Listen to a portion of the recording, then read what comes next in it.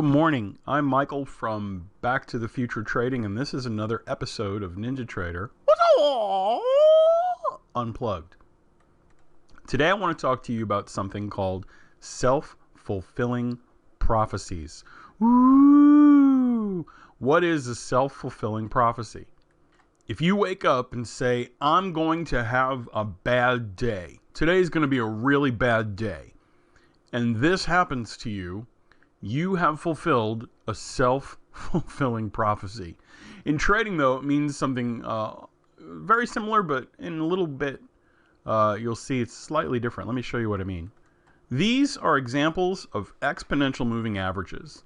And when it comes to moving averages, you're in the heart, the belly of the beast of a self-fulfilling prophecy. What do I mean by that? I mean, I've got three moving averages on the screen right now. I have an 89 moving average, an 89 exponential moving average. I have a 50 period EMA, and I have a 20 period EMA, all on this chart. And one of the things you're going to start to notice when you start using these tools, I want to direct your attention to how price action interacts with moving averages. And you can see right here, the EMA right now is at 51.67, and the market just sort of stopped dead at its tracks right there. And it's pulled away from 67 to 62, $50 per contract, $51 per contract. I'm sorry, $60 per contract. Every time it moves one tick, that's another $10, right? So here's the EMA-Slope-Color indicator that I include for free in our NinjaTrader Unplugged Dropbox. And all I've done here is apply three moving averages that I know historically cause bounces in crude futures. Now, getting back to what we said about self-fulfilling prophecies, there are moving averages that everybody watches. Everybody, when they're looking at their charts at one point or another, has one of these types of moving averages on their screen. In that sense, all traders are like sheep. If everybody's doing it, then it's real. So imagine one person said, I'm going to look at a 17 period moving average. It goes all the way through the herd at one point or another. Hey, did you hear that fancy trader on that fancy website is using a 17 period moving average? Yes. And pretty soon everybody's watching it. So one of these days, I want you to sit down and take the EMA that I've given you and put it on your favorite trading platform. Put it on, rather, your favorite trading instrument and try these different values. And when you come back to the chart, what you're going to see is that right here, like where I put my arrow, look at the reaction off that line. And the market will look at that moving average and say, it's time to bounce. And all the sheep will put their shorts in right on time. And you can see here, I'm using the 89 tick, or rather the 89 EMA, as a trend definer. I'm saying, hey, when I see this thing moving down, the trend is down. That's it. No ifs, ands, or buts. But now along the way, the 50 and the 20 are bounce points. And if you look here, you can see that the market respected the times that it touched the 20 along the way down. And the one time that it didn't, it respected the 50 when it kissed it there. And so we have these places along the way where the market comes back and says, ooh, we're all at the 20. What should we do now? And all the good sheep say, sell. And then the same thing works in reverse, right? Look at what happens in this case when the market is in an uptrend. You can see the major trend is up. That's our 89, right?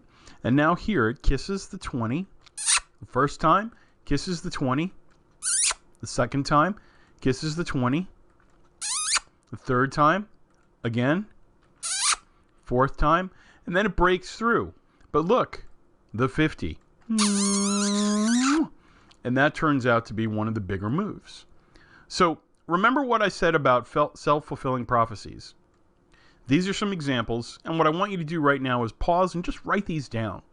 Write them on the wall, put them on a sticky note next to your trading desk, and if you're not using one or more of these moving averages in your trading, you're putting yourself at a disadvantage.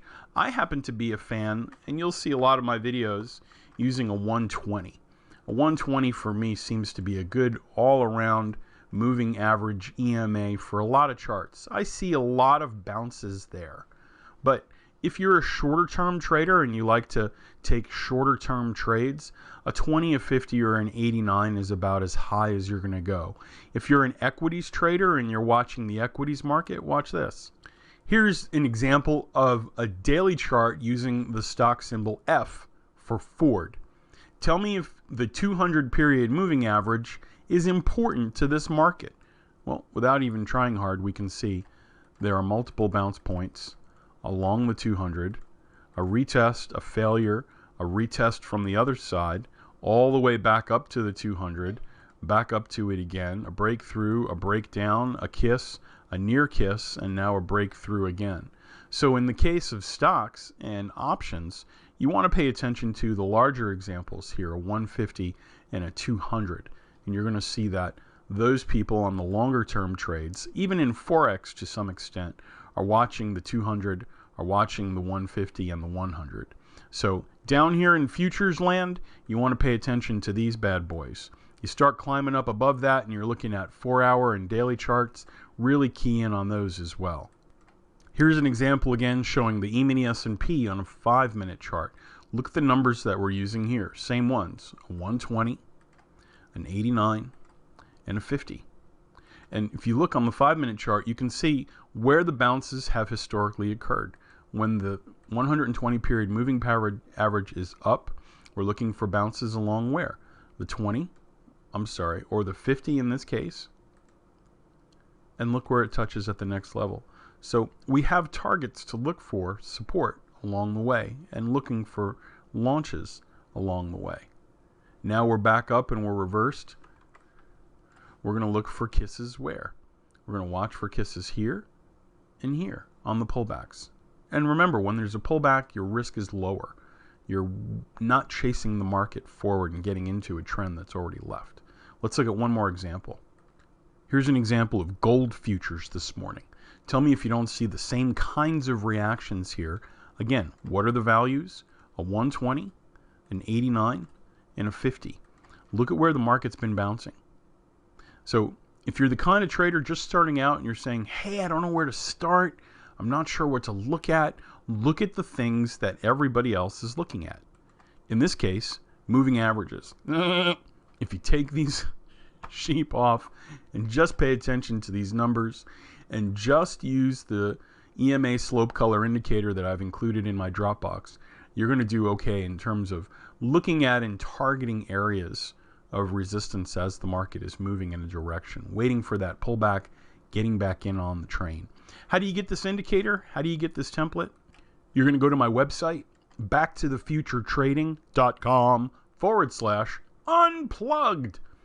There you'll see a place to put your name and email address, and I'm going to send you a link to my Dropbox, the infamous Unplugged Dropbox, and you'll be able to download all of the templates that I use in these videos, as well as the free indicators that I give out to make those templates work. So again, backtothefuturetrading.com/unplugged. You can pause the video right here, write that down, go to the place to put your name and email, and I'll send you the link.